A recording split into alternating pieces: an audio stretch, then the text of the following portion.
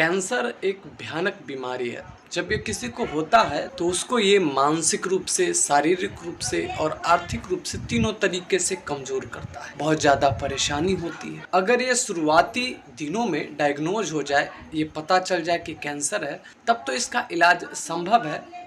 लेकिन अगर ये बाद के स्टेजों में पता चलता है, अगर इसको पता करने में समय लग जाता है, तो फिर इस रोग को जड़ से ख़त्म करना मुश्किल सा हो जाता है, असंभव सा हो जाता है। अगर ये माइल्ड में डायग्नोज हो गया तब तो ठीक है, केमोथेरेपी, रेडिएशन वगैरह से ठीक किया जा सकता है। लेकिन अगर ये बाद में मॉडरेट जैसे स्टेज में अगर पता चलता है तो फिर थोड़ा सा मुश्किल होता है और कई बार तो रोगी की जान तक चली जाती है, नहीं बचा पाते हैं। और कुछ डॉक्टरों का तो मानना यहाँ तक है कि कुछ ऐसे कैंसर हैं जो अगर किसी को हो जाता है तो फिर वैसे रोगियों की ज़िंदगी को कुछ लंबा तो किया जा सकता है, लेकिन उसको पूर्ण रूप से ठीक नहीं किया जा सकता, बचाया नहीं जा सकता, जैसे कि कोलन कैंसर। अच्छा, कैंसर के बारे में एक अजीब बात यह है कि ये शुरुआती दिनों में पता ही नहीं चलता रोगी को कि उसके अंदर कैंसर पैदा हो चुका है। वो इतना सहज होता है। शुरू के दिनों में तो वो कोई परेशानी ज़्यादातर केसों में करता ही नहीं, रोगी को पता ही नहीं चलता कि कैंसर उसके अंदर पैदा ले चुका है।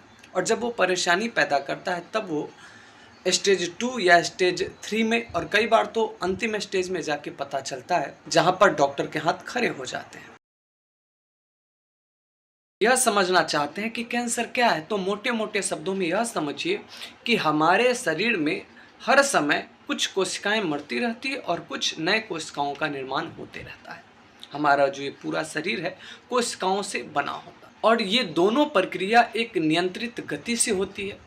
लेकिन किसी कारण से हमारा जो ये शरीर है उसमें कोशिका निर्माण की गति अगर अनियंत्रित हो जाती है तो वही कैंसर का रूप ले लेता है। अगर आयुर्वेद के अनुसार कहा जाए तो शरीर में 3 प्रकार के दोष होते हैं, वात, पित्त और कफ। जब ये तीनों दोष एक साथ अनियंत्रित हो जाते हैं तो फिर उससे कैंसर पैदा लेता है। जब किसी को कैंसर होता है तो यह माना जाना चाहिए कि उसके शरीर में वात, पित्त और कफ, ये तीनों अनियंत्रित हो चुके हैं। जैसा कि आप जानते हैं कि कैंसर का इलाज बहुत महंगा है और साथ ही यह नहीं कहा जा सकता कि इससे कैंसर पूर्ण रूप से ठीक हो ही जाएगा। लेकिन हमेशा की तरह एक कहावत है कि इलाज से बचाव ज़्यादा महत्वपूर्ण है। आज मैं एक ऐसे काढ़ा को लेकर आप लोगों के सामने आया हूँ जिसको पीने से कैंसर जैसी बीमारियों की रोकथाम की जा सकती है। इसके लिए आपको करना क्या है, आपको 10 से 12 नीम के पत्ते चाहिए, 5 से 6 पीपल के पत्ते चाहिए, 5 से 6 तुलसी के पत्ते चाहिए और 5 आपको बेल के पत्ते चाहिए। ध्यान रहे कि यह किसी गर्भवती महिला को नहीं पिलानी चाहिए। आप एक ऐसा रूटीन बना लें कि आपको 1 साल में कम से कम 1 महीना ऐसा निकालना है जिस 1 महीने में आपको इस काढ़ा को पीना है सुबह सुबह। प्रत्येक साल जो इस काढ़े का सेवन 1 महीने के लिए करेगा तो उसको कैंसर होने की संभावना न के बराबर होती है।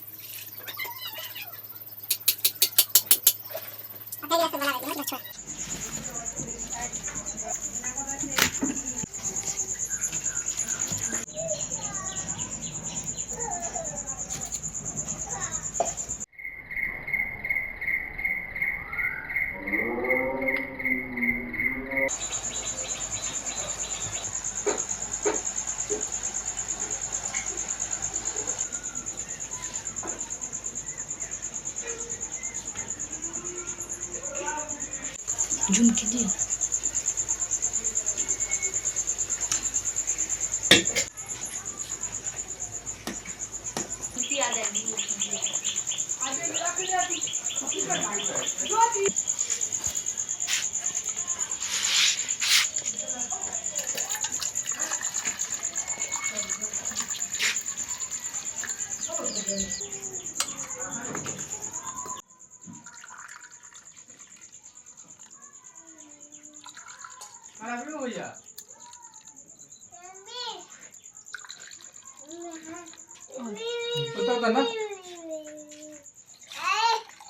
की हो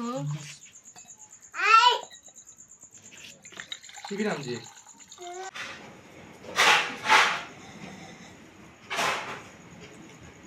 दोस्तों थोड़ा सा ये कड़वा लगेगा, लेकिन आपको थोड़ा सा स्वास्थ्य के लिए बर्दाश्त तो करना ही पड़ेगा।